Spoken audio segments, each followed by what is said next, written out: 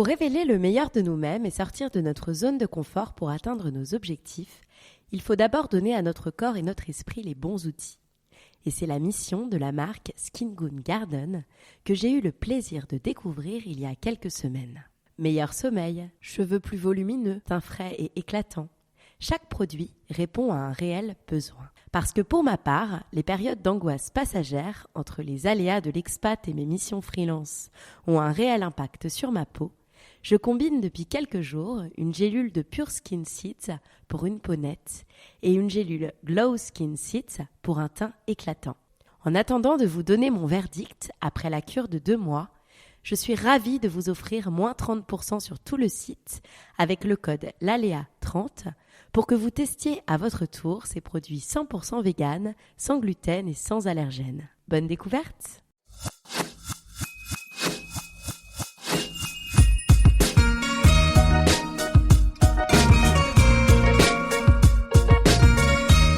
Bonjour, je suis Laura Pouliken, créatrice de contenu écrit et audio freelance et je vous souhaite la bienvenue sur le podcast L'Aléa, le podcast qui valorise la prise de risque et la sortie de zone de confort.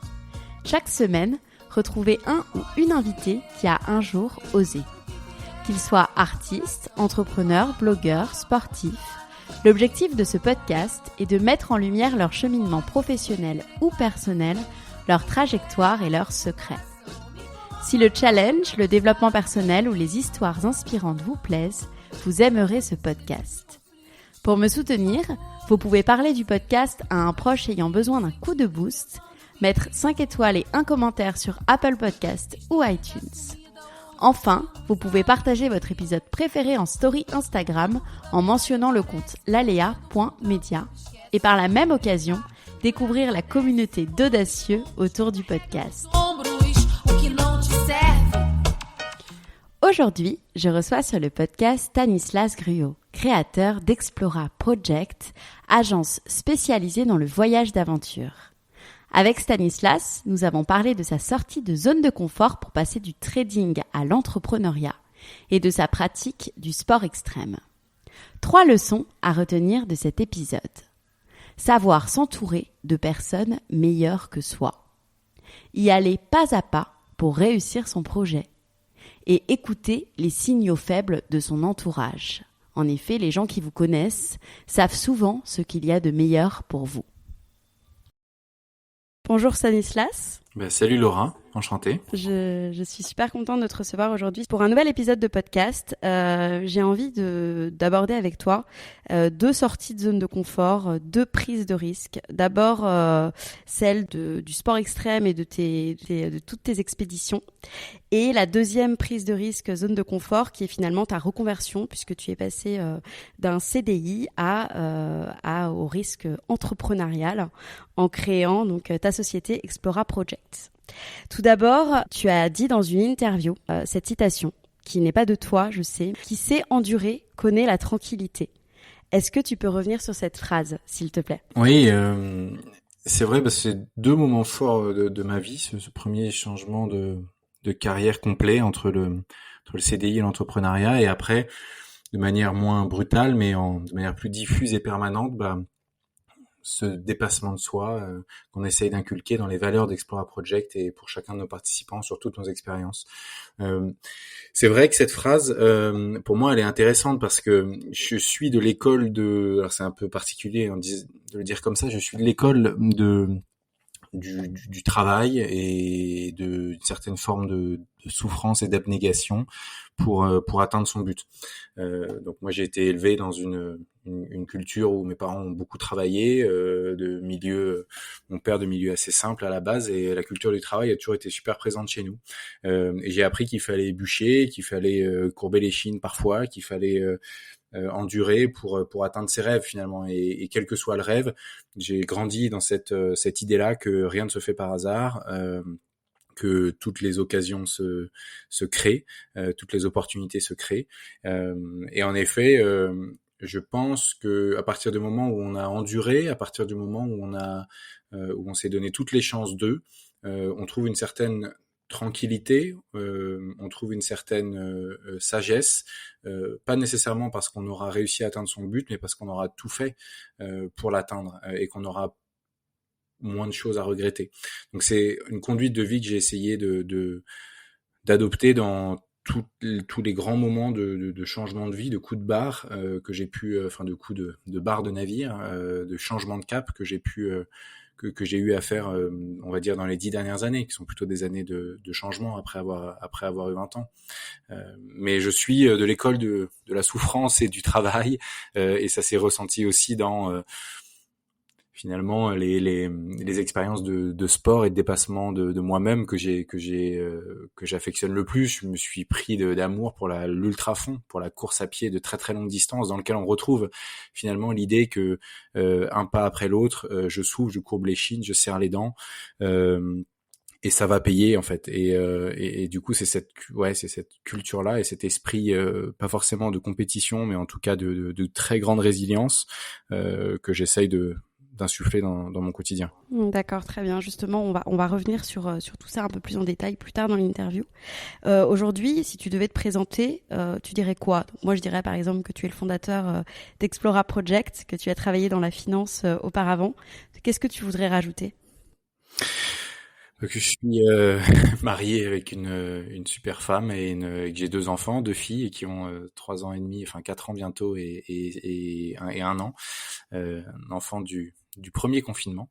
Et du coup, je suis en effet plusieurs personnes à la fois, le papa d'une jeune famille en construction, sportif aussi à côté avec des grands défis que je me suis lancé depuis 10-15 ans. J'ai traversé la France en courant en 2011, le Chili, le désert d'Atacama en courant en 2018, et puis plein d'expéditions et d'explorations que j'ai pu faire dans le cadre du projet Explora, bien sûr. Et je suis aussi, c'est vrai, dans la vie pro, j'ai eu deux vies assez radicalement opposées, celle de la finance, comme tu l'as dit. 9 ans, j'étais trader d'actions d'abord à la BNP, juste après l'année Lehman Brothers en 2009. Et puis ensuite, 8 ans en trading de matières premières agricoles. J'étais trader de blé, de maïs, de colza, de soja, à Paris puis à Genève. Et donc c'était une vie très très particulière. C'est avec tous les fantasmes qu'on peut avoir sur cette vie de trader, je pense qu'ils sont réels. Une vie très très très, très extrême, tous les sens du terme, beaucoup d'argent, beaucoup de stimulation, c'est du non-stop, beaucoup de bruit, beaucoup de stimulation et beaucoup d'adrénaline, mais aussi beaucoup de fugacité, une vie dans laquelle tout va très très vite et puis ensuite d'un coup tout retombe à plat complètement. On est un dieu le matin, une merde l'après-midi. Une vie très particulière, très très contrastée, à l'excès bien sûr. Et je crois dans cette deuxième partie de vie, depuis le lancement d'Explora, je trouve une plus grande, je pense, méritocratie dans ce que je fais et beaucoup plus de pondération de mes actes, et c'est moins radical, c'est plus tempéré et nuancé, et je crois que c'est beaucoup plus en phase avec la vie. Ouais. J'ai envie de faire un petit retour en arrière pour savoir justement quel genre de petit garçon tu étais. Quels étaient tes rêves à cette époque quand tu avais, je sais pas, 9-10 ans? J'étais un petit garçon assez, je pense assez facile. Je suis troisième d'une fratrie de 4. J'ai 3 sœurs, 2 grandes sœurs et une petite sœur. J'ai grandi à Versailles dans un environnement assez privilégié, loin de, je pense, tout ce qui peut détourner un enfant d'une bonne éducation mentale et enfin physique et psychique. Donc j'étais dans le sport et dans des bons établissements où on travaillait dur. Et j'étais préservé de finalement tout ce qui pouvait m'en détourner. Donc ça, je crois que je remercie mes parents pour ça, nécessairement d'avoir su créer le cadre. Après, il y a une culture familiale, à nouveau, du travail, du dépassement de soi, du sport, des arts et du sport, et du dépassement de soi par le travail et du respect d'autrui. Et ça, c'est quand même quelque chose dans lequel j'ai grandi tout le temps. Donc, j'ai grandi avec beaucoup de rêves de sport, beaucoup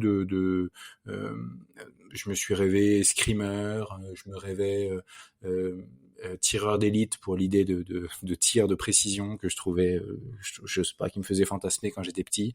Je me rêvais navigateur sur le Vendée Globe à certains moments, astronaute. J'étais dans le découverte du monde, dépassement de soi, des grands projets, quelque chose un peu d'illustre aussi parfois, bon, un peu, je pense que beaucoup d'enfants ont.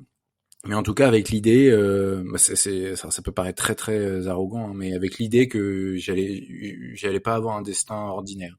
Alors, je sais pas si c'est le cas aujourd'hui, mais en tout cas, cette idée-là, je la cultive encore aujourd'hui. Elle m'a pas lâché, et cette idée-là, de, en tout cas, se donner les chances de faire des choses extraordinaires. Je dis pas que je vais avoir une vie illustre, en tout cas, s'autoriser à avoir des moments de vie extraordinaires. Et ça, j'essaye de l'insuffler dans Explora. Une des baselines d'Explora, c'est d'offrir aux femmes et aux hommes ordinaires que nous sommes tous des moments de vie extraordinaires. Donc on essaye finalement de créer cette aspérité qui va permettre de créer les rencontres, les émotions, la reconnexion à qui on est, aux gens autour de nous, à la nature, au cadre dans lequel on évolue. Et je trouve que c'est assez facile, ou que c'est plus facile d'accéder à ce genre d'état émotionnel par le dépassement physique.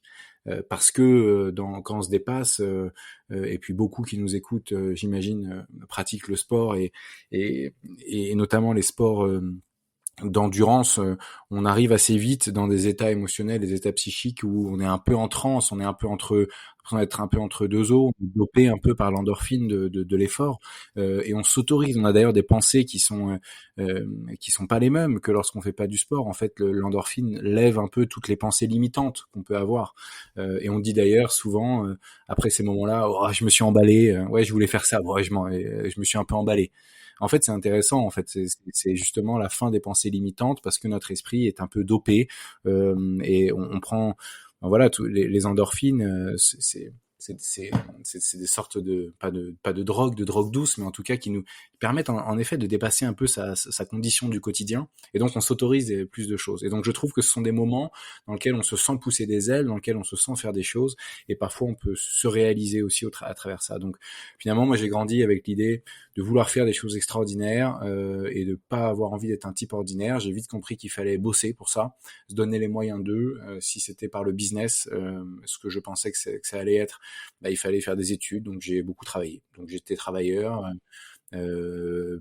plutôt j'étais travailleur, plutôt premier de classe, quoi. Voilà. Ouais, c'est drôle ce que tu dis par rapport au fait que beaucoup de choses se passent dans l'enfance. Moi, j'ai reçu sur le podcast Peggy Boucher, qui est la première femme à avoir traversé Ouais. l'Atlantique à la rame. Et elle disait aussi, voilà, son rêve aussi, c'était d'avoir une vie extraordinaire, de faire des choses extraordinaires. Et ce qu'elle expliquait aussi, c'était le rôle des parents avait énormément joué dans sa réussite, parce qu'ils lui avaient donné confiance en elle. Ils avaient cru en elle. Et c'est pour ça aussi que je te pose la question par rapport à l'enfance. C'est que je sais que voilà, un enfant qui reçoit aussi une éducation où ses parents donne confiance, bah, va réussir à faire ces choses extraordinaires et derrière à réaliser ses rêves. Tu me parlais des études que tu as faites, de ton parcours. Justement, comment tu as choisi ton orientation et comment tu en es arrivé à travailler dans le monde de la finance? Bah, jamais simple de savoir quelle est la part du choix individuel par rapport au choix social et collectif. En fait, j'ai grandi dans un environnement de très bons lycées français qui ne juraient que par la classe préparatoire, par les grandes écoles, et donc finalement, euh, ça me semblait être presque la seule voie en fait qu'on avait portée à ma connaissance. Les alternatives dans mon esprit de gars de 15 ans à l'époque, 15-16 ans, quand on commence à vraiment axer ses études et ses spécialités et les matières qu'on choisit autour de ce qu'on veut faire après le bac, quoi. À 15 ans, je me disais, bah, c'est soit je suis ingé, soit je fais une école d'ingénieur, soit je fais une école de commerce, soit je fais Sciences Po, soit je suis médecin, soit je suis avocat, quoi. En gros, dans mon champ des possibles, c'était ça, quoi. Il y avait 5 choix, quoi. Donc, j'avais une grande sœur qui était avocate, une deuxième qui était médecin. Bon, je me suis dit, moi, ça va peut-être, j'avais envie de faire mon truc. Je suis assez indépendant, puis j'aime pas suivre, j'aime bien ouvrir les routes et tout. C'est plutôt mon état d'esprit un peu pionnier. Donc j'avais envie de faire une nouvelle voie. Donc par défaut, je me suis dit, bah ça va être ingénieur ou commercial. Et puis voilà, j'étais plutôt bon vendeur. J'aimais bien pitcher. Je préférais le côté commerce que le côté ingénieur dans l'imaginaire que je m'en faisais. Donc je me suis dit, bon bah allez, études commerciales. Donc j'ai fait une prépa mathématiques et commerciale. Puis j'ai intégré l'EDEC à Lille, et ça a été 3 années fabuleuses qui m'ont déjà qui m'ont permis de comprendre les dynamiques de groupe, de très grands groupes, comment se placer dans un très grand groupe, comment arriver à s'entourer des bonnes personnes pour poursuivre les bons objectifs. Donc très vite, il y avait des jeux d'association, des jeux de pas mal de choses qui ont fait qu'il fallait se placer, trouver sa thèse, sa ligne de conduite, son entourage pour être capable de s'épanouir dans ses valeurs. Et j'ai rejoint la course croisière de l'EDEC, c'est une très grande association qui organise le plus grand événement sportif étudiant d'Europe. J'ai adoré, c'est une course de voile, raid sportif, quasiment 15 000 participants chaque année. Et du coup, j'ai intégré ça et j'ai découvert en fait ce qu'était la vie entrepreneuriale. En gros, on était bénévole, mais on était 5 ans dans cette association, il fallait beaucoup bosser. Et pour moi, c'est ma vraie première expérience entrepreneuriale. Et j'ai tellement adoré que je me suis présenté pour être président de cette association, parce que j'ai été ma 3e année, donc j'ai été président de ce groupe-là pour la 41e édition en 2009. Et du coup, suite à ça, je me suis dit, j'ai une certitude, c'est que je vais monter dans ma vie, je monterai des boîtes. Parce que c'est beaucoup trop excitant. J'adore être dans l'organisation, on va dire multitâche, dans l'inspiration, dans la vision, dans une certaine forme de commandement, même si j'y mets pas un côté arbitraire, mais en tout cas une certaine forme d'organisation et de structuration de l'exécution d'une vision. Et surtout, je me rendais compte d'un truc qui m'a suivi de mon plus jeune âge jusqu'à aujourd'hui, et qui est quand même important, qui est pas un détail, c'est ma capacité à décider, à prendre des décisions, à assumer les décisions. Et ça, depuis assez jeune, ça m'a jamais fait peur. Et par contre, je me suis rendu compte que dans tous les environnements que je traversais, même en trading, les gens avaient peur de prendre des décisions. Ils avaient peur d'appuyer sur le bouton. Ils avaient du mal à peser le pour et le contre. Quand il faut dire oui ou non, quand il faut acheter ou vendre, quand il faut être très extrême dans son choix, quand il n'y a pas de grille, il n'y a pas de milieu, il faut choisir. On peut pas être au milieu, on peut pas faire à moitié. Je trouve que les gens ont du mal. Et ça, je me suis assez vite rendu compte que j'avais une bonne capacité à le faire rapidement et à analyser les situations et à choisir et à endosser la responsabilité de ce choix. Et je me suis dit, alors, je dois être à des responsabilités je peux aller à des postes pour lesquels d'autres sont pas capables d'en faire autant. Et donc, je me suis dit, je vais monter une boîte et il faut que j'inspire les gens sur une vision que j'ai. Et après, j'ai réfléchi pendant toutes ces années à construire ma vision. Mais la finance, pour répondre finalement à ta question, je l'ai un peu subi, ce choix, en fait. C'est-à-dire que je me suis lancé à l'EDEC dans des études autour de la finance de marché, parce que c'était un peu mon fantasme de l'époque. J'avais un peu de fantasme social d'être trader. C'était la période Kerviel, c'était la période un peu du Golden Boy américain. Puis j'avais quelque chose quelque chose qui me fascinait là-dedans. Donc pour m'amuser, au début, j'ai postulé en sortie des decks à la fois dans quelques petites startups, mais il n'y avait pas encore le startup mindset comme on l'a aujourd'hui. Donc c'était un peu obscur pour moi. Et puis je suis pas allé suffisamment loin dans la démarche pour déchiffrer ce monde-là. Et donc j'ai postulé à des offres en salle de marché. Et puis j'ai été tout de suite pris. Et puis je suis parti là-dedans. Et après, ça va trop vite. Après, on peut plus en sortir. Après, il y a trop d'argent pour en sortir. Il y a trop de stimulation. On peut plus sortir la tête du bocal. Après, c'est une mécanique à la fois infernale et fantastique, enivrante. Et puis, j'y suis resté 8 ans, alors que je sais même pas pourquoi j'y suis rentré à la base, quoi. Et quels souvenirs tu gardes de cette période? Tu gardes des souvenirs heureux? Ouais, j'ai beaucoup appris sur moi-même. Et j'aurais jamais été capable de monter Explora et d'avoir confiance en ce que je pouvais faire, et puis en conscience aussi conscience de mes propres limites, de ce que je ne savais pas faire et de qui il fallait absolument que je m'entoure pour être capable de mener un projet à bien. Ça, je crois que la période dans le trading a été, comme elle est très exigeante sur l'homme et qu'il faut très bien se connaître, il faut décider très vite parce que les enjeux sont énormes. Il faut qu'on se connaisse, il faut se connaître en fait, gros, dans ce genre de métier. Il faut savoir comment on réagit, il faut savoir comment est-ce qu'on peut être influencé en bien ou en mal. Il faut connaître un peu ses failles pour être sûr que les décisions sont prises comme elles auraient dû être prises et qu'on n'a pas été influencé de quelque manière que ce soit. Donc finalement, ça m'a servi à ça. J'en garde des bons souvenirs. Je garde le souvenir d'avoir été quand même, que c'était une tempête quasi permanente, en fait, une vie de tempête, avec du coup le caractère enivrant de garder le cap et de tenir la barre, mais aussi le caractère extrêmement fatigant de prendre les déferlantes dans le visage, et de ne pas avoir l'impression au moment où on le fait d'être nécessairement remercié ou rémunéré à la hauteur de la valeur qu'on est en train de créer. Je parle même pas forcément financier. C'est un métier dans lequel je crois que l'humain passe vraiment au second plan.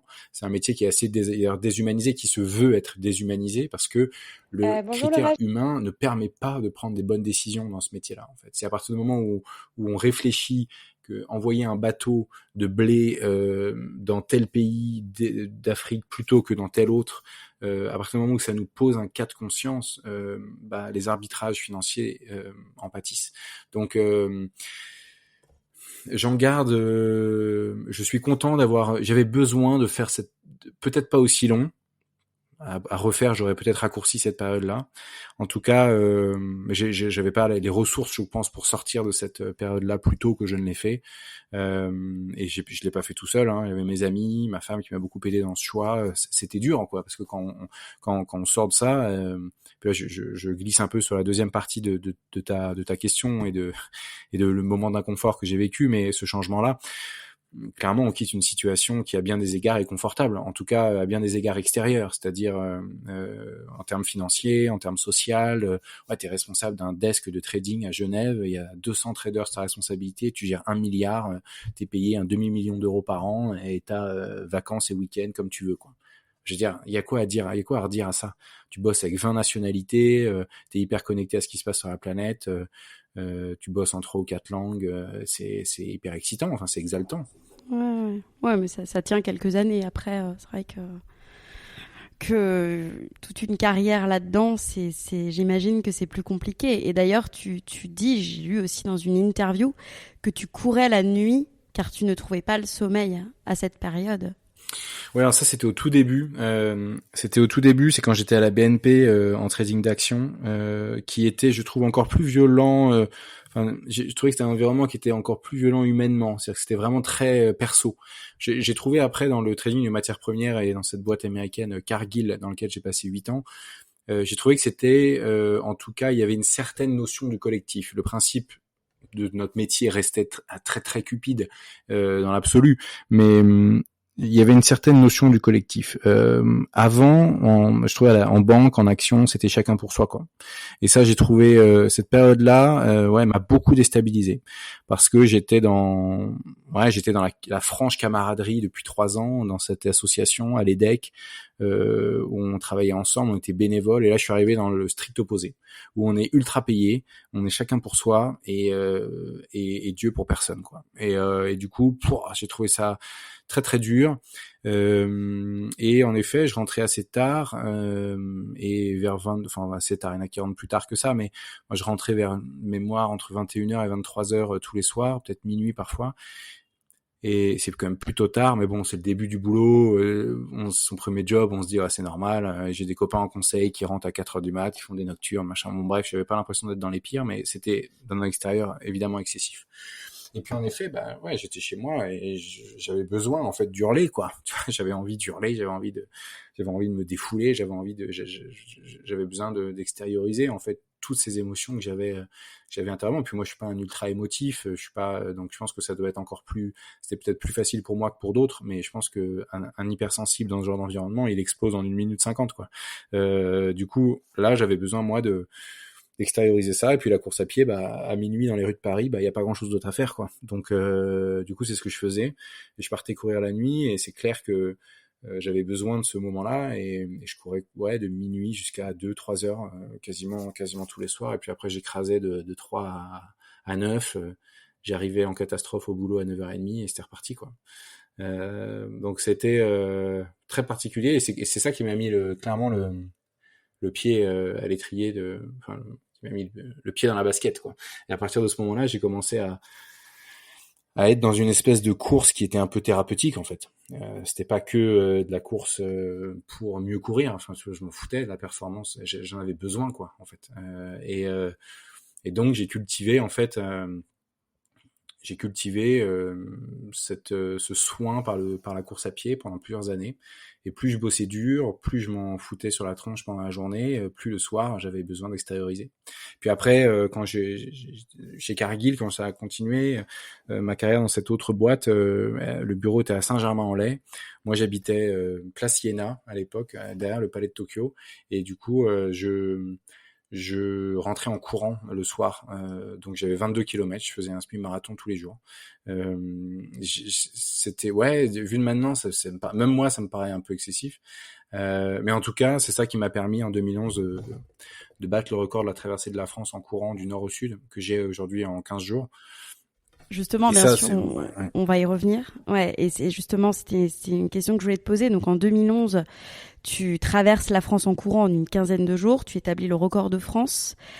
Comment finalement tu es passé donc d'amateur, si je me trompe pas, en course à pied, enfin amateur plus puisque tu courais 22 kilomètres, à quelqu'un qui est capable de traverser la France en courant? Comment tu t'es préparé? Est-ce que tu as été accompagné? Est-ce que tu as eu des coachs, des mentors, Comment t'en es arrivé à ça? Non, j'ai pas eu de coach à proprement parler. Bon bah mon entraînement c'était c'était ça, hein, tu vois, c'était de rentrer, de faire un semi-marathon tous les jours pendant 6 mois quoi, ou pendant même un an quasiment.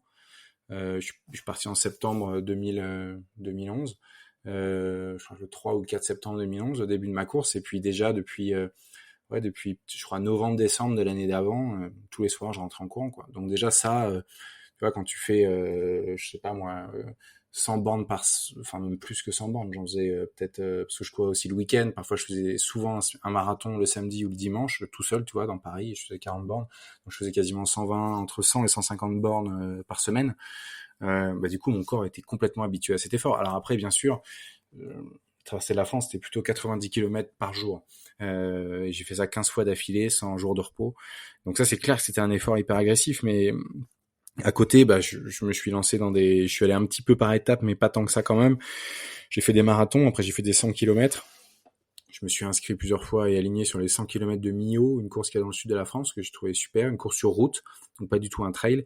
Et après, j'ai traversé la Bretagne en courant, tout seul avec mon sac à dos, en mai, donc quelques mois avant la traversée de la France. Je fais 350 kilomètres, je crois, en 6 jours, quelque chose comme ça, avec mon sac à dos.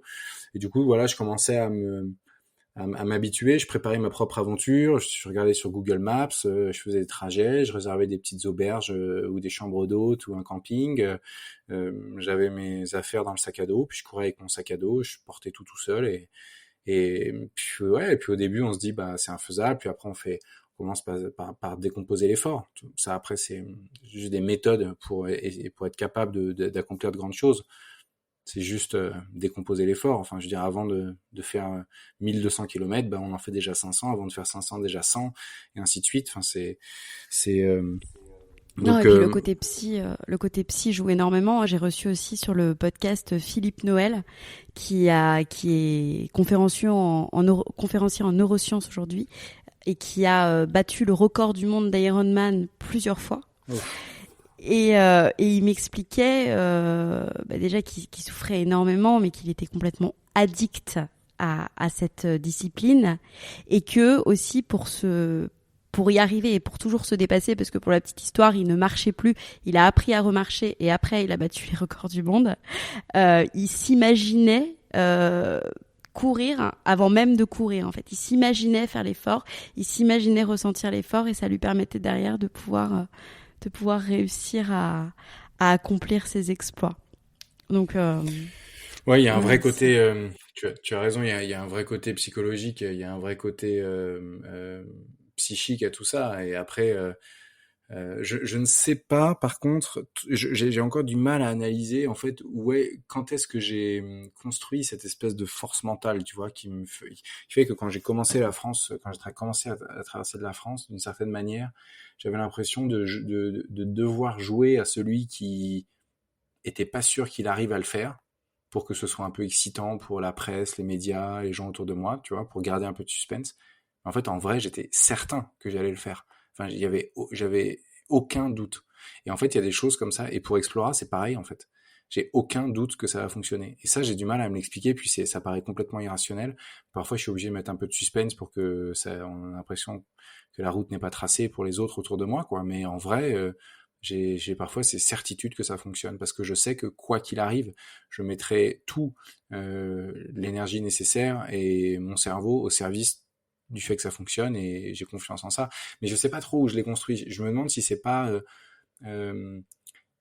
je pense que c'est des briques vraiment qui viennent loin de l'éducation. Il y a eu des années même dès de collège et de lycée, elles étaient très compètes parce que c'était des très bons lycées, et que c'était dur et qu'on avait la menace d'être viré. Il fallait être premier pour être dans les meilleures écoles, etc. Puis cette espèce de compétition académique, elle m'a pas détruite en fait. Moi, elle m'a plutôt stimulé et elle a construit quelqu'un d'assez robuste sur la compétition. Et en tout cas, que la compétition et les challenges ne désarçonne pas et justement motive et regonfle à bloc. Puis il y a la période de prépa aussi que je trouvais très très dure parce que il y a beaucoup de boulot et que c'est vraiment très ingrat et qu'on est dans les meilleures années de sa vie entre 18 et 20 ans et on ne voit personne et on boit une bière 2 ans plus tard. Enfin, c'est quand même dur, quoi. C'était vraiment dur. Et du coup, tout ça a été comme des strates, des briques, étonnamment, qui m'ont pas détruite et qui m'ont pas poussé, alors qui m'ont poussé à certains comportements un peu extrêmes de se torcher la gueule en école parce qu'on décompense et machin. Mais pas bien méchant, quoi, en fait. Juste le plus puissant de ça, finalement, c'est que je crois que j'ai conservé une espèce de force créatrice, une certitude que rien ne va m'abattre, si ce n'est mon dernier jour, quoi. Donc, bon, je sais pas d'où ça vient, mais... Ouais. Et quand tu décides justement de démissionner et de te lancer dans l'entrepreneuriat, est-ce que c'est plutôt un déclic? Est-ce que c'est mûrement réfléchi? Il me semble que tu écrivais tes rêves pendant toutes tes années de trading dans un carnet que tu consultais régulièrement. Ouais. Ouais, c'est vrai, c'est en fait un peu... j'avais des carnets dans lesquels j'écrivais ce que je voulais monter comme boîte et beaucoup de ces lignes étaient vraiment ce qui fait aujourd'hui... Enfin, une partie de ce qui fait aujourd'hui Explora, dans son ADN, dans sa charte graphique, dans sa proposition de valeur, dans la manière de s'adresser aux gens, dans plein de choses. Et en fait, c'est une manière pour moi de vivre un peu ce rêve entrepreneurial par procuration. Et je savais que j'avais pas la force, l'énergie, et que c'était pas mon moment pour sortir de cette vie de finance et de trading. Mais en même temps, je savais que j'avais pas envie que toutes mes idées, ma force créatrice se perdent. Donc du coup, je l'ai écrit sur des calepins que j'ai encore, j'en ai 8 et et je les consulte assez souvent et puis je suis honnêtement assez ému quand je les relis parce que c'est des moments de moi, je me remémore les 10 dernières années, par quelle phase je suis passé et du coup en effet, ce il y avait déclic quoi pour dans moi, ces carnets? Il y avait quoi dans ces carnets? dans ces carnets, il y avait, moi j'aime bien écrire, donc il y avait des récits en fait, il y avait des récits de voyages, de voyages réels que j'avais fait, donc beaucoup de mes courses à pied, mais surtout d'émotions vécues. Je racontais ce que ça créait en moi, dans mon corps, comment je me sentais, quel type de pensée m'habitait, à quel moment de la course à pied, quel type de pensée ésotérique, quelles ressources tu vas chercher, quel rapport aux autres, finalement cet état émotionnel te permet de mieux comprendre et de mieux déceler. Donc c'était le rapport aux personnes qui te sont vraiment chères, tu vois, parce que quand ça va pas et quand t'es dans le dur, bah finalement du coup ton cerveau se concentre sur tes sources d'énergie, quoi, et tes sources d'énergie c'est les gens que t'aimes, quoi. Et du coup c'est souvent des jolis mots sur les gens qui étaient autour de moi, ma famille, mes amis, et c'est un retour un peu à l'essentiel. Et au moment, du coup, pour revenir sur ta transition, je te demandais si c'était plutôt un déclic, si c'était plutôt un cheminement au moment où tu as finalement pris la décision. Est-ce que tu me dis que tu avais imaginé quand même Explora à l'avance, donc tu savais que tu quittais le trading pour ça? Oui, je savais que c'était pour Explora, ça c'est sûr. Et j'avais déjà posé 2 démissions avant cette ultime démission en 2018. J'en avais déjà posé 2 pour Explora déjà. 2 démissions qui s'étaient transformées en promotion parce qu'on m'avait dit non, mais par contre tu deviens boss de ton boss parce qu'on veut pas que tu partes. Donc du coup c'est pour ça aussi que ma progression est allée vite dans cette boîte, c'est que pour de vrai j'ai failli partir 2 fois avant de partir réellement.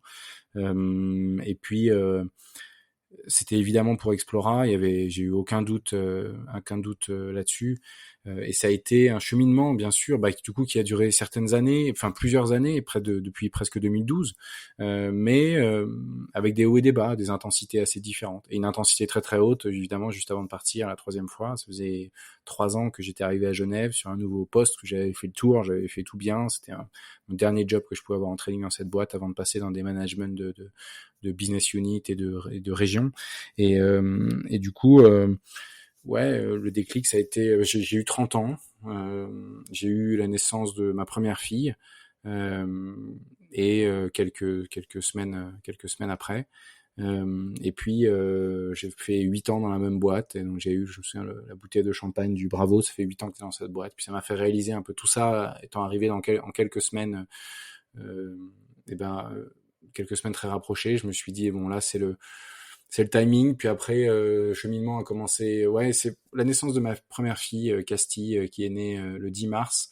Et j'ai cheminé jusqu'à l'été, en me disant, du 10 mars à juillet-août, je crois que là c'est le finish, quoi. J'avais l'impression d'être dans le sprint final, le dernier tour de la course.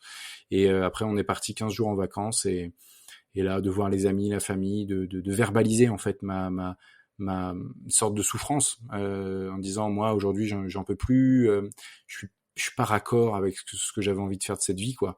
Les valeurs non plus me posent un problème, l'argent n'est plus une stimulation. Il est temps de tourner la page, quoi. Et en confrontant cette idée aux gens qui m'étaient chers, aux amis, ma famille, bah, évidemment ça a été comme une évidence pour tout le monde. Tout le monde m'a dit, mais on est tellement heureux que tu nous dises ça. Et C'est j'avais vrai. l'impression, ouais, j'avais l'impression finalement, Ils il ont me pas eu disait déjà peur. en fait depuis des années, et que j'y étais simplement, je n'y étais pas attentif. Donc ça a été ces vacances déclic. Je suis rentré, j'ai pas allumé mes écrans, et je suis allé directement à la RH et j'ai dit, I'm leaving now. Ils m'ont dit, no, you can't, no way. Et puis c'est reparti. On a eu quelques mois de friction, on veut dire, mais de friction amicale. Et puis j'ai pu partir quand j'ai trouvé vraiment ma remplaçante. Et quand je leur ai dit, voilà, elle est très bien, elle est là, elle peut me remplacer. Vous voyez, rien va s'écrouler, je peux partir maintenant. Et du coup, j'ai pu vraiment partir en février-mars. Donc finalement, 6-8 mois plus tard, réellement. Et donc c'est en mars 2018 que l'aventure Explora a démarré, mais bon, petitement au début, parce que bon, un vrai changement de vie, tu vois. Je recevais à l'époque, en trading, c'était une folie absolue. On recevait presque 1 millier de mails par jour. Là, bah, j'avais eu 2 mails le premier jour, un mail de Google qui me disait votre compte a bien été configuré, et puis un spam, et puis basta, quoi. J'avais rien. La vie était passée de 2000 à l'heure à 5 à l'heure, et c'était vraiment une très très douce lenteur. Et je me suis redécouvert. J'ai eu l'impression comme de réactiver certaines zones de mon cerveau, en fait, qui avaient été éteintes, qui avaient été amorphes pendant toutes ces années. Je crois que chaque boulot stimule certaines zones du cerveau. Et le trading est extrêmement excitant, stimule le cortex cérébral, et ses côtés de pulsion, de prise de décision, presque de cerveau reptilien, presque grégaire, intuitif, immédiat, cerveau de réflexe, mais pas dans le temps long, pas dans la finesse des choses, pas dans l'intelligence émotionnelle des relations, des rapports et des stratégies. Et tout ça, ça m'avait beaucoup manqué. Et j'ai l'impression de retrouver une partie de mon cerveau, et avec une partie de moi-même qui était complètement atrophiée. Et donc ça a été... alors je sais pas pourquoi c'est ça qui me vient, mais ça a été presque 3 mois d'éclosion ou de renaissance, tu vois, de moi-même. Je dis, bah, mon gars, t'as 30 ans, t'as toute la vie devant toi, c'est parti, quoi, c'est génial, t'as une jeune fille, t'es jeune papa, c'est parti, maintenant c'est hyper excitant cette nouvelle vie. Et donc l'opposé absolu de ce que les gens essayent ou projette ou essaye de me faire dire parfois, même dans des interviews. En fait, pour moi, ça n'a pas du tout été un gouffre, pas du tout été un saut dans l'inconnu. Ça a été, mais d'une facilité. Ça a été en fait une délivrance absolue. Et depuis, j'ai l'impression d'être sur un nuage. Moi, j'ai pas eu de moment difficile avec Explora. J'ai déroulé quelque chose que j'avais en tête depuis des années. Donc la difficulté, elle est parfois quand il y a des gens qui ne croient pas à la hauteur du projet comme toi tu y crois. Évidemment, ça c'est jamais agréable. Je dis pas que tout a été rose sur toute la ligne, mais en tout cas, j'ai pas ressenti d'inquiétude.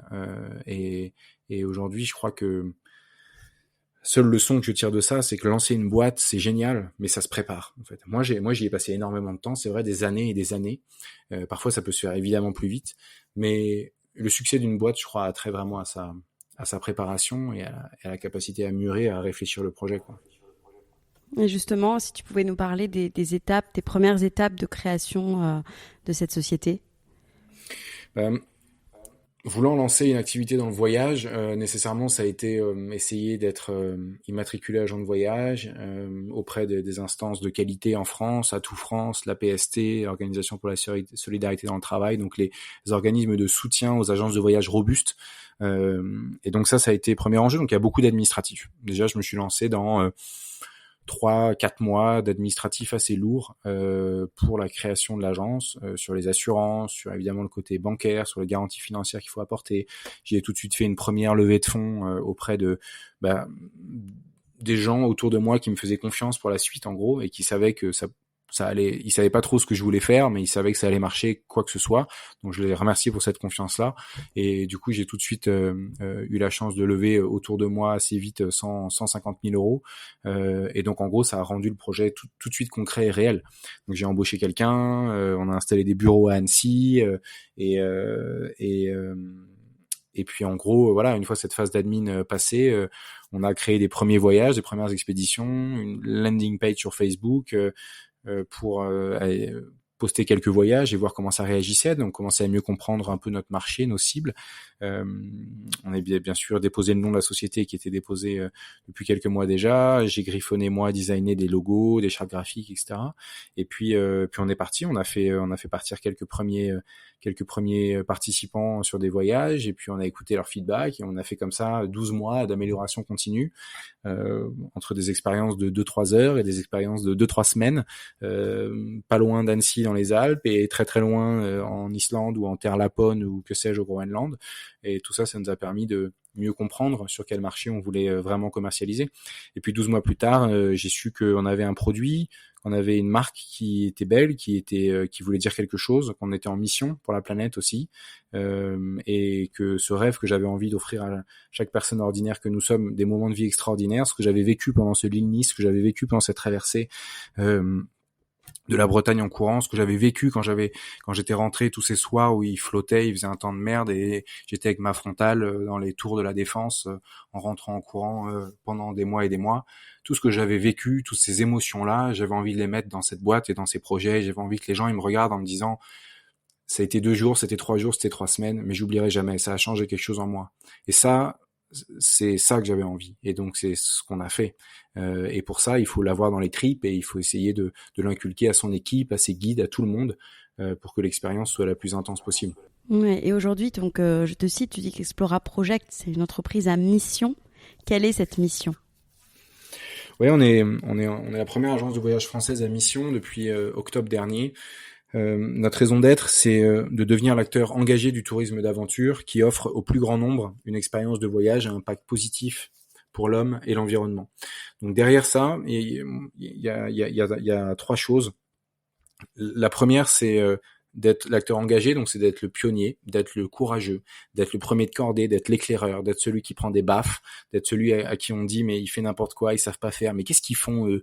Moi je veux être cette personne-là, je veux que mon agence soit cette personne-là parce que ce secteur il est poussiéreux, il est consommateur d'énergie carbone comme pas possible. Le tourisme, c'est 10% des gaz à effet de serre mondiaux et un voyage c'est tout ce qui fait notre impact carbone au quotidien.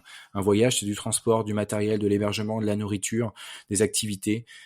Si vous changez le voyageur, vous changerez son regard sur le monde et il prendra de la hauteur sur les enjeux climatiques. Ça, j'en suis convaincu finalement que notre mission, elle dépasse largement notre secteur. Donc ça, c'était le premier élément, c'est de faire ce que les autres ne faisaient pas, n'osaient pas faire, avaient trop à perdre à faire. Dans un secteur avec des acteurs qui étaient là depuis 40 ou 50 ans, tout le monde avait trop à perdre à changer la donne.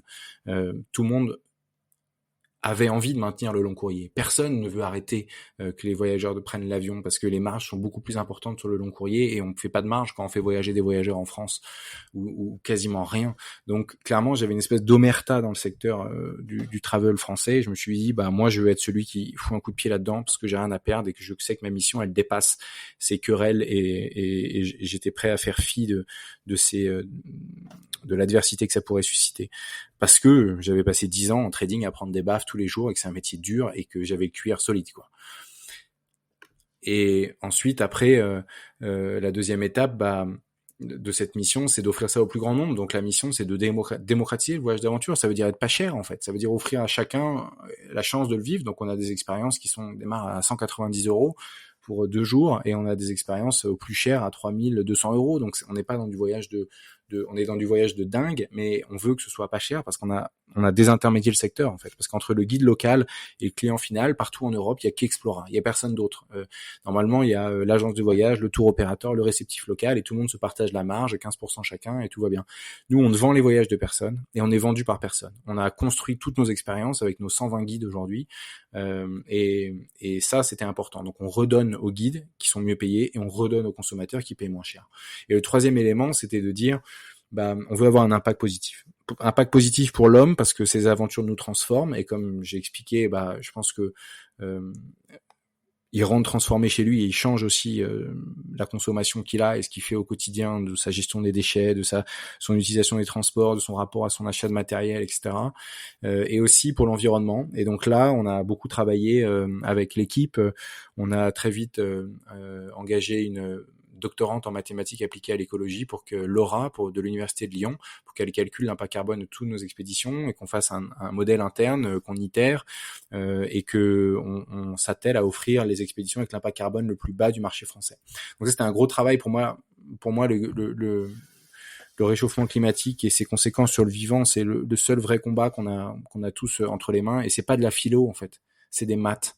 Donc il y a un impact CO2, il n'y a pas à dire non mais bon ok, mais chacun à sa vitesse. Enfin oui, chacun à sa vitesse, évidemment qu'on peut pas forcer quelqu'un à faire quelque chose dont il a pas envie, mais bientôt on va y être forcé en fait. Il y a un moment on va pas avoir le choix. Donc nous, l'idée était plutôt de prendre ça comme une ardoise, une grande balance de carbone, et on a essayé d'offrir des voyages sur le marché qui avaient des impacts très faibles. Toutes nos expéditions ont un impact carbone par jour et par participant qui est visible sur la fiche de l'expédition, et donc les participants peuvent choisir l'expédition qu'ils préfèrent faire aussi en fonction de leur impact carbone.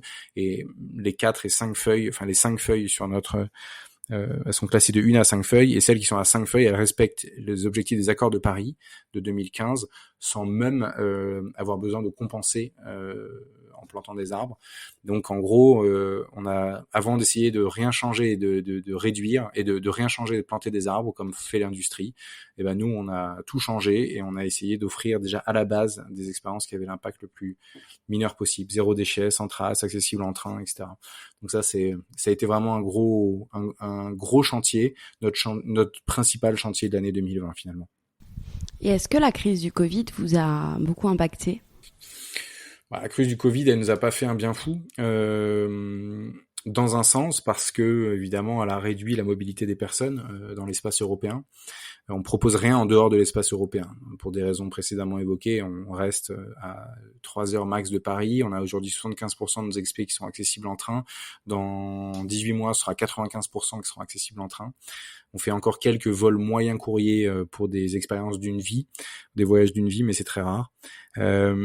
Et la crise du Covid, en fait, elle a eu un double impact. Donc, un, négatif, la mobilité a été réduite, évidemment, et les gens étaient pour partie confinés, limite des 100 km, etc. Donc ça a rendu l'organisation de nos expériences plus complexe. Mais on s'est adapté, hein. On a vraiment ajusté notre offre. Au premier confinement, on avait 60% de nos offres qui étaient en Europe, et à la fin du premier confinement, on avait 80% de nos offres qui étaient françaises. Donc on est passé de 40 à 80% de notre portefeuille qui était français, notre catalogue qui était français. Donc ça, c'était un gros travail de production. On a bossé comme des ânes en fait pendant le premier confinement. Et puis l'impact positif, en fait, il est assez simple, c'est que sur notre plateforme, il faut s'inscrire, il faut être membre pour avoir accès aux expéditions. Parce que, à nouveau, comme c'est des pures créations et qu'on y a passé beaucoup de temps et beaucoup d'amour, on a envie qu'il y ait une espèce de pacte social, et il faut être membre pour y avoir accès. On avait 1500 membres en mars 2020 quand le Covid nous est tombé dessus. Aujourd'hui, ils sont 100 000. Donc, en moins d'un an, passer de 1000 à 100 000 membres. Et ça montre en fait qu'Explora s'est retrouvé, et ça c'est l'impact positif du Covid, en fait, à la croisée de plein de dynamiques sociétales qu'on a vécues en 2020. L'envie et la nécessité pour tout un chacun de consommer des marques qui ont du sens, qui ont des missions et qui font avancer les choses. Donc on se pose la question de ce qu'on consomme. Avant c'était sur la bouffe, sur les vêtements, maintenant c'est aussi sur les services et notamment sur le voyage. Ça a été un peu plus tardif, mais maintenant les gens l'ont vraiment intégré, ils font attention à ça aussi. Ça a été aussi la nécessité de se dépasser et de se fixer des objectifs et des projets pour avoir une vie différente, une vie diagonale, une vie ambitieuse, une vie qui recherche de l'extraordinaire, qui recherche de l'aléa, qui recherche de l'aspérité. Et le dernier élément, ça a été la nécessité de se reconnecter à la nature et à ses propres émotions. Et ça, je crois que c'est le moteur de nos vies absolues, ce trio-là. Et il se trouve qu'Explora avait le bon produit au bon moment, quoi. Et on s'est retrouvé là avec cette proposition de valeur-là, et ça a fait écho. Et donc la mayonnaise a pris, c'est parti, quoi. Ouais. Aujourd'hui, tu illustres à merveille la prise de risque, à la fois de l'entrepreneur et à la fois le côté aventurier. J'imagine aussi que tu l'enseignes énormément, cette capacité à se dépasser. Tu as aussi, quand même, il faut le souligner, battu le record de la traversée du désert d'Atacama au Chili. Aujourd'hui, qu'est-ce qui te fait continuellement avancer vers ces nouvelles aventures et ces nouveaux exploits ? Finalement, en fait, c'est à partir du moment où on retrouve des situations qui sont inconnues, qui sont nouvelles, on va nécessairement devoir faire usage de ressources insoupçonnées en soi. Et en fait, c'est ça que je trouve très riche. En fait, c'est qu'à chacune de ces expériences, j'en apprends un peu plus sur moi-même. Et fort de cet apprentissage, je suis capable ou je me dis que je suis davantage capable de mener des projets à bien pour faire avoir un impact positif autour de moi. Donc c'est un peu ça ma chaîne, psychique, quoi. C'est de dire, je fais des choses particulières qui vont nécessiter que j'ai un autre regard sur les événements, sur mon corps, sur mon niveau de résilience, mon niveau d'acceptabilité de la souffrance, etc., pour y parvenir et pour passer outre. Et fort de cette expérience-là, je vais découvrir des nouvelles parties de moi-même, un peu plus intimes, un peu plus cachées, un peu plus refoulées parfois, et je vais mieux me connaître, et je vais me sentir plus fort, je vais rassurer autour de moi parce que je vais me sentir plus serein vis-à-vis des difficultés.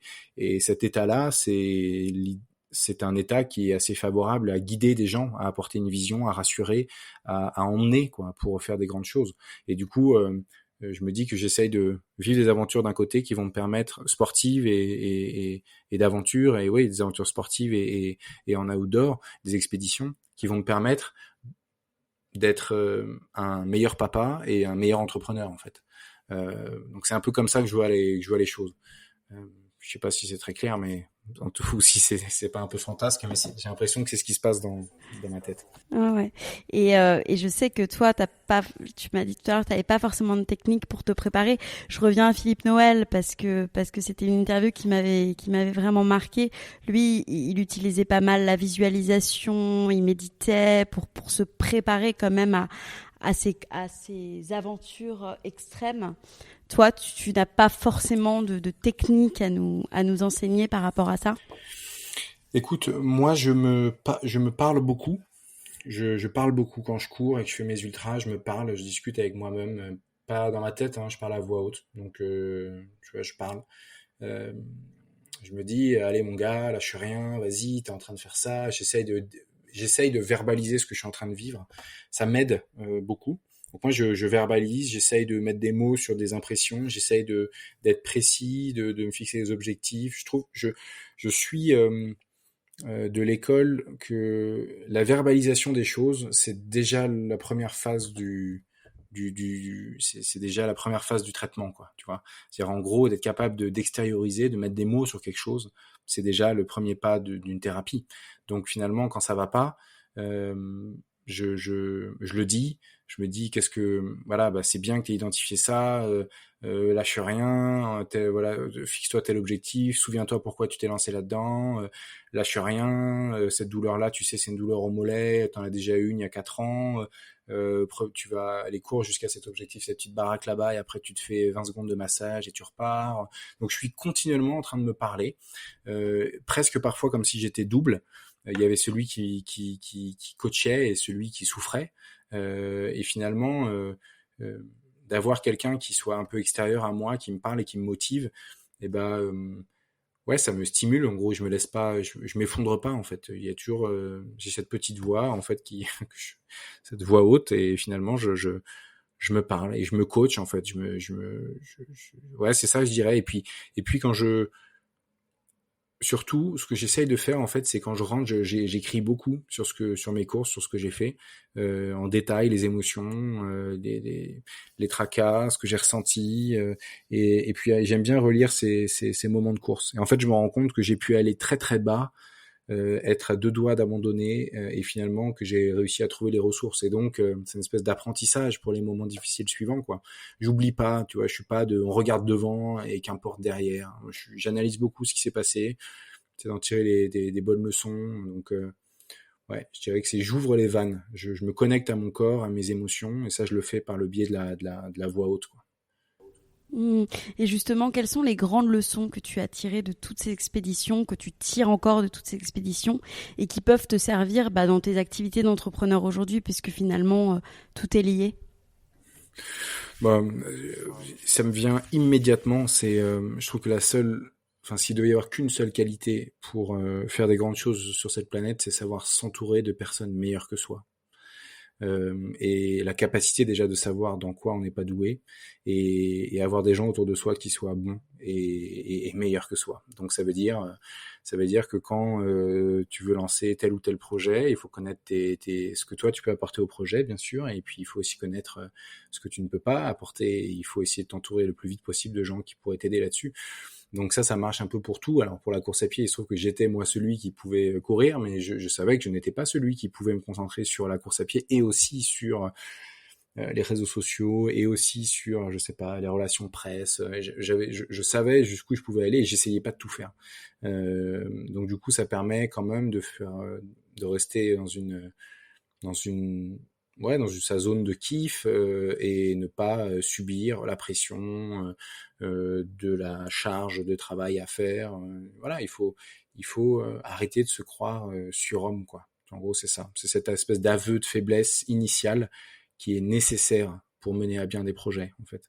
Aujourd'hui, je veux qu'un entrepreneur, moi, quand il y en a beaucoup qui me présentent leurs projets, parce que je suis assez ouvert à ça et j'aime bien, et je le fais d'ailleurs, je vais commencer à le faire sur Clubhouse bientôt. C'est en gros créer ces lignes ouvertes,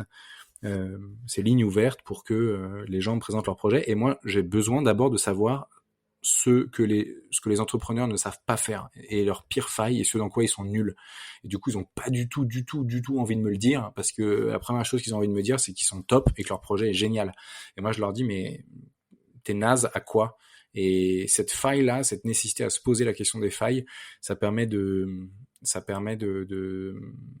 désamorcer beaucoup de problèmes qui arrivent souvent plus tard dans l'expérience entrepreneuriale. Et aujourd'hui, beaucoup n'osent pas sortir de leur zone de confort, n'osent pas prendre des risques, que ce soit pour entreprendre, que ce soit pour mener à bien des projets, changer de vie. Toi, quel conseil tu leur donnerais basé sur ta propre expérience? C'est clair, n'ayez pas peur, quoi. Alors, c'est pas moi qui ai inventé cette phrase, c'est Jean-Paul II qui disait ça, non abbiate paura. Il faut arrêter d'avoir peur, en fait. On est dans un monde qui crée de la peur, quoi. C'est un monde qui glorifie tellement au travers des réseaux sociaux les success stories, et qui écrase les autres, ou qui les tait. Finalement, on ne voit que ceux qui réussissent. Donc c'est extrêmement anxiogène de se lancer dans un environnement où on sait que la course va être dure, mais on comprend pas en fait. Mais attends, mais tout le monde y arrive vraiment? Mais pas du tout. Tout le monde n'y arrive pas du tout. Mais ça, on en parle très très peu. Il y a quelques podcasts qui le font, et c'est bien que tu poses la question toi-même aussi, Laura, et c'est super. Mais n'ayez pas peur, en fait, faut essayer, quoi. C'est-à-dire qu'il faut essayer, ça marche pas, et on regarde ce qui a pas marché, on améliore, et ainsi de suite. En fait, c'est un espèce d'A/B testing permanent, lancer une boîte. Il y a pas un moment, top, tu lances. Alors, on attend voir si ça va être successful. C'est parti. Alors, tu fais combien de chiffre d'affaires? Mois 1, mois 2. Non, mais c'est pas ça. Un produit, un lancement de boîte et de projet, c'est une phase. Il y a pas un moment où, ça y est, je me lance. J'essaye des petites choses, petit à petit, et je construis petit à petit mon projet, en fait. C'est ça le truc. C'est une boule de neige, en fait. C'est pas de rien, tu construis un très bel igloo et that's it, quoi. Donc et ce travail un peu là d'essayer, de sonder, de débattre, d'aller confronter son idée imparfaite, d'aller se montrer avec ses failles, d'aller chercher des co-founders pour ce qu'on sait pas faire. Là, il y a la grosse richesse du travail entrepreneurial, il est là, quoi. Une fois que la boîte, elle est lancée, c'est que tout ça a déjà été fait, et le plus dur, c'est ce travail en amont, quoi. Donc, je dirais, un pas après l'autre, quoi. Un pas après l'autre. Déjà, saisir les opportunités, bienveillantes qui sont proposées pour aller confronter ses idées, son projet, pitcher quoi. Déjà, voilà, communiquer et essayer de s'entourer de personnes meilleures que soi. Mmh. Super, on va retenir vraiment la leçon. Je vais te poser une dernière question sur tes prochains défis personnels et professionnels, et après je vais passer aux petites questions que je pose toujours à la fin du podcast. Donc tes prochains défis personnels et professionnels. On a beaucoup d'expéditions. On a 1000 départs prévus en 2021 avec Explora Project partout en Europe, dans 6 environnements, sur près de 30 disciplines. Donc on a énormément d'aventures à venir. Donc je vais forcément participer à quelques-unes d'entre elles. Je sais pas encore. Peut-être. Il y a plusieurs projets, mais des projets en pas mal à mon avis en navigation, en haute mer, en course au large. Il y aura peut-être des choses aussi autour d'expéditions en kite sur des lacs d'altitude, bref, plusieurs projets un peu dans tous les sens, mais ça c'est à titre on va dire dans le cadre des expéditions. À titre de course à pied, je me suis inscrit, j'ai la Maxi Race 110 km dans quelques semaines à Annecy, et puis après j'ai la Swiss Peaks 380 km fin août. Donc ça, c'est la plus longue course du monde en trail. Donc ça, c'est des défis intéressants. Puis j'ai chopé des courses organisées parce que j'ai pas particulièrement le temps de me lancer mes défis en solo en ce moment, parce qu'Explora me prend beaucoup de temps dans un contexte qui reste très particulier pour le voyage en ce moment. Donc il faut être au front quand même. Mais donc voilà, c'est des défis quand même que je trouve assez de taille sur des expéditions, sur des courses qui existent. Et puis ouais, ça va déjà pas mal m'occuper. C'est un vrai retour à la course à pied. J'ai eu quelques années là, 2019, 2020, où j'ai pas fait grand chose, tenu la barre, on va dire, de la boîte. Et donc là, je m'y remets, c'est parti quoi. Et j'ai une autre question qui me vient, mais c'était par rapport aussi à cet équilibre vie pro-perso que je trouve important d'aborder quand on est toi déjà dans ta carrière d'avant en trading, et maintenant dans ta carrière entrepreneuriale. Est-ce que t'as des conseils par rapport à ça pour t'organiser, et est-ce que tu penses qu'une vie professionnelle extrêmement riche et épanouie est compatible avec une vie personnelle aussi, où tu te laisses du temps pour prendre soin de ta famille? Bah c'est sûr. Moi, la vie, c'est un vrai. J'aime bien cette image du tabouret, quoi. C'est 4 pieds, quoi. Il y a les amis, il y a la famille, il y a le boulot et il y a les projets de vie. Nous, Explora, on se place dans ce 4e pied du tabouret, mais je crois que les 4 sont sont d'égale importance. Donc bien sûr, la clé, c'est justement de s'organiser. Je crois que la clé est très souvent l'organisation de son planning et de son quotidien. Se délimiter des plages pour faire telle ou telle activité. Moi, je sais qu'au tout début, quand j'ai commencé à travailler sur Explora, et que j'étais encore en poste chez Cargill, là, entre ma démission et mon départ réel, je travaillais le dimanche à partir de 16h jusqu'à nos limites. Donc en gros, je savais que ma femme s'occupait des enfants, enfin de notre première fille à l'époque. Voilà, de 16h le dimanche jusqu'à nos limites, je savais que j'avais 4 à 8 heures en gros de bloquer, et je pouvais faire après 1 heure entre 22 et minuit, 1 ou 2 fois par semaine. Donc au début, je plaçais comme ça des petits slots, mais au moins c'était mes rendez-vous quoi. Et c'était cool, et je savais que j'avais voilà ce moment-là dans mon projet à fond, et je pensais à rien d'autre. Et voilà, et c'était une organisation de famille, on s'était organisé autour de ça, et du coup elle souffrait pas. Mais le gars qui s'organise pas, ou la fille qui s'organise pas et qui est toute la journée un peu sur son téléphone, qui culpabilise de pas être en train de bosser pour son projet, et en même temps qui le fait pas vraiment parce qu'il réfléchit, il gratte 3 trucs sur une note sur son iPhone, et il culpabilise de pas vraiment être avec ses enfants et de pas vraiment bosser sur son projet. Ben ça, c'est l'horreur en fait. Il faut être très clair. Quand tu es avec les enfants, ton téléphone est posé sur ta table de nuit, tu l'utilises pas, tu fais rien, et c'est un moment dédié famille. Quand c'est le moment de boulot, tu essayes de faire en sorte de pouvoir être isolé et full focus en fait. Faire les choses à moitié, ça foire quoi, ça foire. On va finir par des questions que je pose toujours à la fin, comme je te disais. Quelles sont les questions que l'on te pose le plus en général, que ce soit dans tes expéditions, sur tes réseaux sociaux, et quelle est cette réponse? La question qu'on me pose le plus, c'est Ça n'a pas été dur de se lancer. Donc ça, je crois que tu me l'as posé aussi. Ça n'a pas été dur de se lancer. C'est vrai que c'est un changement de vie qui semble assez radical.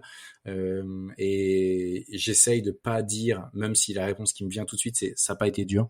Parce que je t'ai dit que en fait ça a été un vrai soulagement, mais en fait ça c'est quand je pense au moment du changement, mais finalement ce qui a été difficile et long et là où j'ai été besogneux et je peux m'en féliciter a posteriori, c'est d'avoir continué à travailler pendant toutes ces années, ces petits calepins, d'avoir laissé la flamme allumée pendant toutes ces années et de ne pas avoir de ne pas m'être dit à aucun moment moi je le ferai pas, je le ferai jamais, c'est impossible, ça marchera pas. Donc de toujours croire en ses rêves et ça c'est vraiment une phrase un peu à la con mais on la voit partout mais Dieu qu'elle est vraie quoi. Quelle est ta routine pour rester bien physiquement et mentalement? Je m'en veux un peu depuis quelques mois, notamment à l'année 2020 et partie 2019 où du coup j'avais moins de routine sportive. Avant je courais 3 à 4 fois par semaine et ça c'était ma vraie routine, je courais le midi. Et ça, il faut vraiment que j'y revienne. Je le fais un peu moins maintenant, pas 3 à 4 fois. Mais donc l'idée pour moi, c'est vraiment de courir la course du mardi, jeudi, dimanche matin, ou mardi, jeudi, samedi, dimanche. Ça, c'est vachement important. Donc moi, c'est plutôt la course à pied. Et après ma douche, 30 pompes. Je sais pas, c'est devenu un truc, je sais pas pourquoi je le fais. C'est devenu une espèce de rituel presque. Je suis presque ouais, je sais pas pourquoi. Je suis peut-être superstitieux, mais je fais 30 pompes après ma douche tout le temps. Ça me revigore, je me sens en forme. Je sais pas. Bizarre, mais truc de mec, peut-être. Est-ce que tu pourrais nous parler d'un échec et d'une leçon que tu en as tirée? C'est c'est bizarre parce qu'en fait, cette question, on me la pose un peu aussi. Et là, je vais vraiment paraître pour un sale type, mais j'ai pas énormément d'échecs en fait. C'est-à-dire qu'en gros, et c'est pas parce que j'ai tout réussi, c'est parce que avant de me lancer, je cadre et je balise pas mal le terrain quand même, donc peut-être que ça minimise mes chances d'échec, mais des échecs cuisants, peut-être que le seul que je trouve aujourd'hui, en fait, c'est enfin un peu évident, c'est celui d'être resté quand même 8 ou 9 ans dans ce milieu-là qui semblait ne pas me correspondre vu de maintenant à plusieurs étages. Et finalement, j'ai un peu laissé filer un peu ma vie quoi, sur l'axe professionnel en tout cas, pas sur les autres pieds du tabouret. Mais ça peut-être je le regrette un peu et je pense que j'ai fait passer j'aurais pu avoir un impact positif pour les gens autour de moi et la planète plus tôt dans mon existence. Donc ça je le regrette un peu de pas avoir été à l'écoute des signaux faibles que m'envoyait mon entourage. Donc la leçon c'est les gens qui vous connaissent bien et qui vous aiment, ils savent souvent ce qui est bien pour vous. Pas tout le temps, mais souvent. C'est vrai. Quelle est ta plus grande peur aujourd'hui? Qu'il arrive quelque chose à ma famille, à mes enfants. Ça, c'est une nouvelle crainte que je n'avais pas. Je pense qu'il y a quelques années, avant les enfants, j'aurais dit fearless, quoi. Rien, je m'en fous, j'avance, je fonce, rien me fait peur, quoi. Même pas ma propre maladie. Je me disais, non, il y a rien qui me fait peur. Et là, maintenant, c'est clairement les filles, quoi, qu'il leur arrive quelque chose. Donc ça, je crois que on l'a dans le ventre, hein, c'est comme ça. Quelles sont tes citations préférées?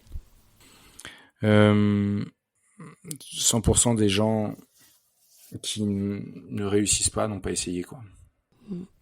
Et ma dernière question, qui est la question rituelle du podcast, quelle est ta définition du risque? Et selon toi, les risques nécessaires pour vivre pleinement? Alors, ma définition du risque, pour moi, le risque, moi, je suis averse au risque. J'y ai passé 10 ans de ma vie en trading à mesurer les risques et les rewards de n'importe quelle décision. Mais aujourd'hui, pour moi, je conçois le risque comme un engagement, en fait. C'est-à-dire que entre la prise de risque et l'engagement, je fais vraiment un vrai distinguo. La prise de risque, pour moi, elle est dangereuse parce qu'il y a un risque et on peut pas mesurer tout ce risque-là. Un risque, c'est ce qui déstabilise un écosystème, ce qui déstabilise un système humain, un système de biodiversité, un système, une intégrité corporelle. Et pour moi, ça, c'est à éviter. Donc, on essaye de minimiser ce risque-là un maximum dans nos expéditions. Par contre, on favorise l'engagement. L'engagement, c'est du risque mesuré, du risque plus contrôlé. Et c'est un engagement physique, un engagement physique, un engagement psychique. Donc je dirais, je favoriserais l'engagement au risque. Eh ben merci beaucoup Stanislas. Avec plaisir Laura, merci pour cet échange.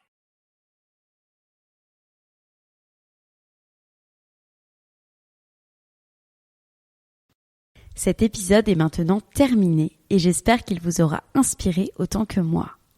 À très vite sur le compte Instagram lalea.media pour découvrir les coulisses du podcast et à bientôt pour un nouvel épisode.